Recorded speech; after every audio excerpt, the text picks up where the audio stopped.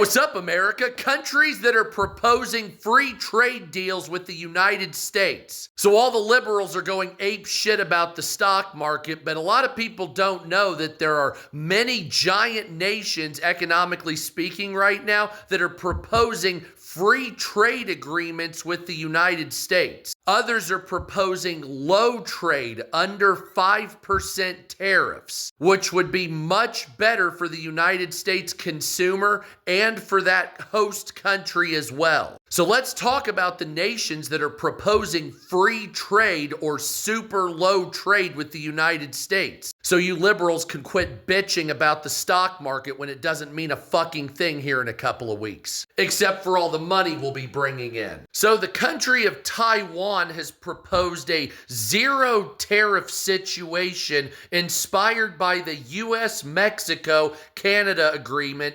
USMCA. The Taiwanese president has emphasized removing trade barriers and increasing investments in America. The country of Israel has also declared a 0% trade with the United States, free trade, and to eliminate the trade deficit. Look at that. The country of Vietnam is actively negotiating rates right now and is hoping for a free trade agreement, or 0% trade between us and Vietnam. They're discussing it today. Cambodia, which averaged about 35% tariffs, now say they want a reduction to about 5%. And so that's going to be reciprocal, so that's a 30% reduction between the two. British officials are now saying that they would like to negotiate a deal to reduce or eliminate totally the 10% tariffs. Apparently, they say that they're leveraging post-Brexit trade flexibility. So a liberal prime minister using post-Brexit trade flexibility. Fantastic. The country of Japan is already actively negotiating low or no tariffs between the United States. And the prime minister has indicated a potential package including concessions on liquefied natural gas,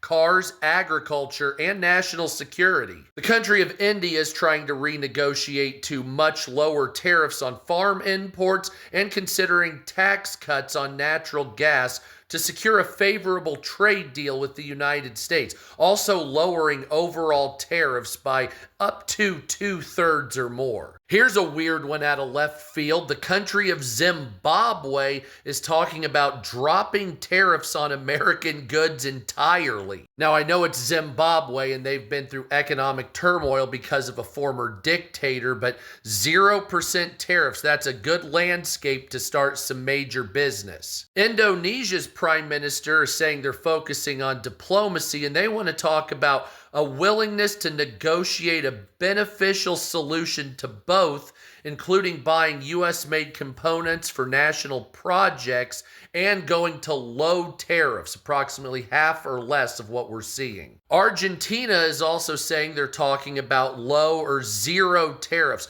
preferably, they say, free trade. Mexico and Canada are also have said to be working out a deal for renegotiating the USMCA, possibly talking about zero tariffs as well. Or free trade, that's what that means. Now, apparently there's a broader Asian effort underway, economically speaking, with the Association of Southeast Asian Nations formulating a coordinated response to U.S. tariffs, which involve tariff reductions. So not the high individual country tariffs that we're seeing now. Countries that are in the Association of Southeast Asian Nations, they would be low tariffs, somewhere about 3 to 5% instead of 30 or 50%. Now, the European Union was what the news seems to be going ape shit about, and they're saying that they're considering retaliatory measures, but also express readiness to negotiate mutual tariff reductions. Now, Elon Musk has suggested a zero tariff system between the EU and us. I think that would be the best.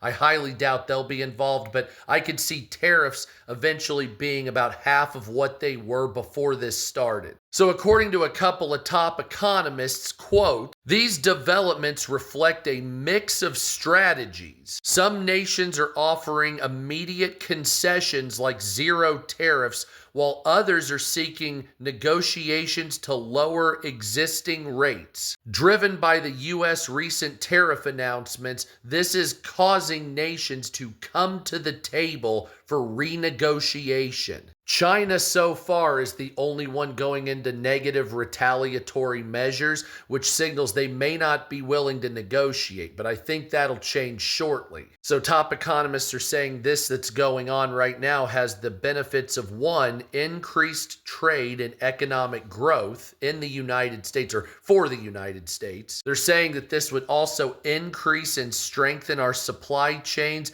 and bring factories back to the tune of possibly 24% increase a year. They're also saying a potential 4 to 5% increase in job creation, even through automation, and revenue and investment gains of anywhere between 50 and 75% year over year if it continued to go like this. However, they worry about inflation risks if this doesn't work out for GDP, trade imbalances, which if we do it right, we shouldn't have that, and domestic industry pressure from companies here in America that are trying to get cheap labor overseas, basically being sabotaged by our own companies. And so that's pretty much what we're looking at. So keep your fingers crossed, I guess.